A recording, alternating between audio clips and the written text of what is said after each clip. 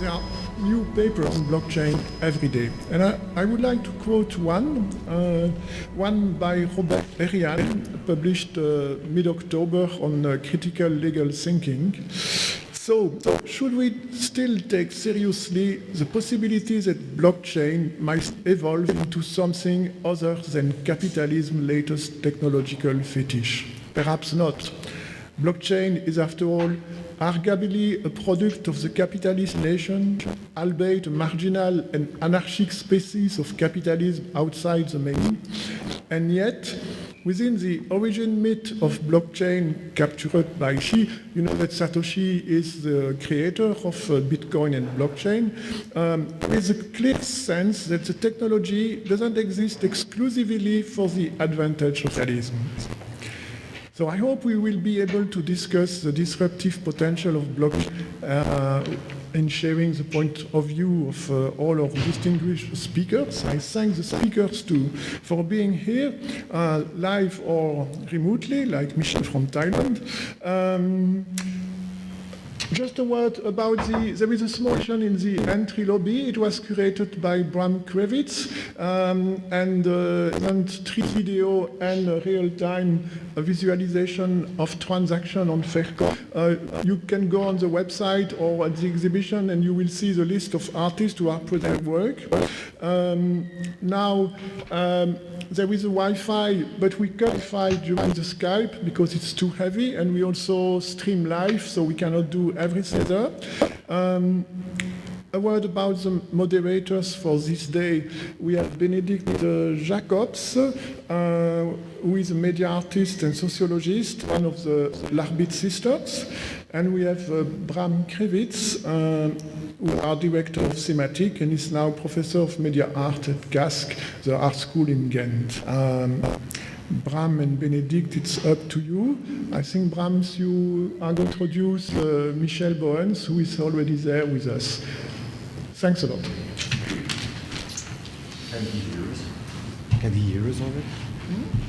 I can hear you. Okay. Also, welcome on my behalf. I think we have a lot of speakers on an interesting subject, though, so I think it's going to be an interesting day. It's a long day. So we have 9 speakers this afternoon till 6 o'clock at night. And from 8 till 10, 10:30, we continue with another bunch of speakers. I don't think Michel Bauwens needs a lot of introduction for you. I think he's quite well known. He is the founder of the Peer-to-Peer Foundation. He couldn't be, but he's joining us through Skype, as you can see. He's regarded as one of the pioneers of the peer movement, and the Peer-to-Peer Foundation also received a golden Nika just recently at the Ars Electronica festival. So I'll leave it to Michel. Up to you. Thank you. Can you hear me? Is it my turn? You can hear me? Yes.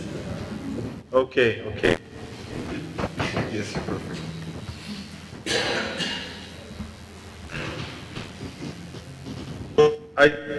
I don't see you guys. I'm glad to open the YouTube channel that you told me. So I want to basically talk about three issues.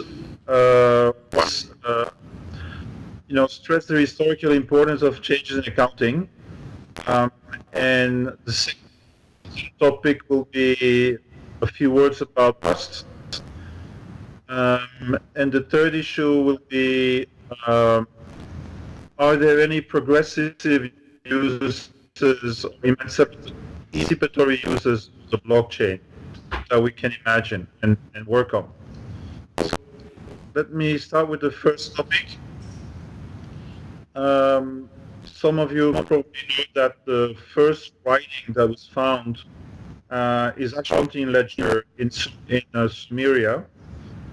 And what is the crucial importance of accounting mechanisms for the kind of society we have and the kind of value that we recognize in a society.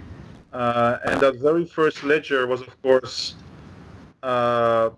co-evolve with the invention of writing, the invention of the state, and cloud, with temples regulating the flow of grain in Mesopotamia.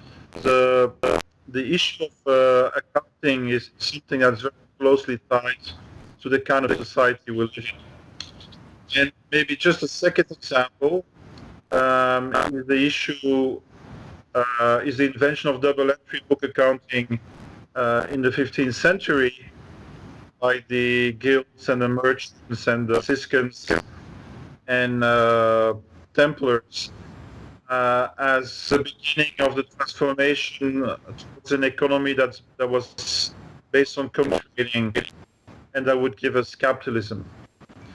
So the fact that today we have the blockchain as a new idea around accounting is not trivial. I think it's at the core of a change of the value regime in our society, and basically from the idea of an extractive economy which creates wealth through extraction of people and nature towards the economy which is generative because it tries to communities and natural resources. It tries to be generative. And the big question here is whether the blockchain is appropriate to this change. Because as I heard Yves introducing the blockchain as part of the, not just the capitalist imagination, but the capitalist imagination.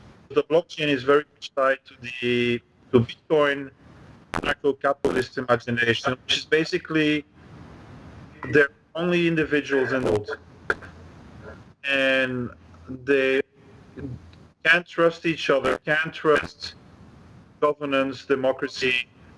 So we need these machines that can create a trustlessness society. So this is kind of a political idea of humanity that's embedded in the design of the blockchain, and it's important that we know. So I stress another change that's as important as the blockchain, which is the idea of contributory accounting systems. Now, we just finished a study which was called P2P. It was a consortium of 8 organizations, and the P2P Foundation was one of them. We studied for 3 years 300 peer production entities.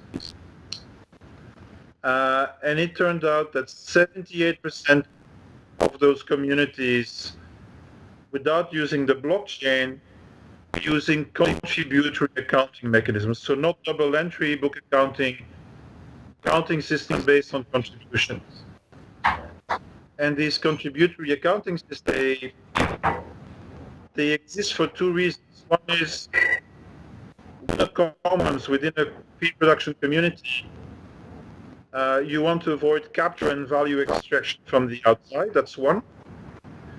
But secondly, you also avoid internal value capture. You don't want a few people to capture all the value that's being created collectively. Now, what's interesting is that, for example, Sorica, which is a open scientific hardware community based in Montreal, actually is trying to combine both. So it's trying to combine a contributory system, but using blockchain as a universal ledger.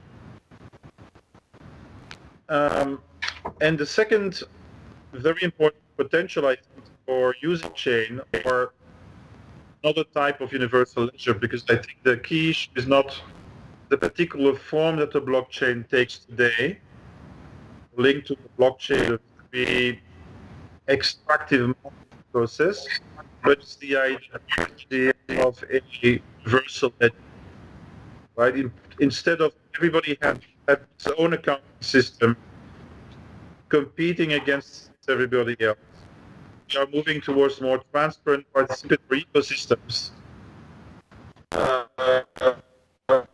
where it is easily shared, but also crucially supply chains. And so the whole approach was a open source circular economy where the input of one social process becomes the input of another, is very hard to imagine within a fully competitive system where everyone has to negotiate. So the openness and sharing is really a condition for a shift towards a circular economy.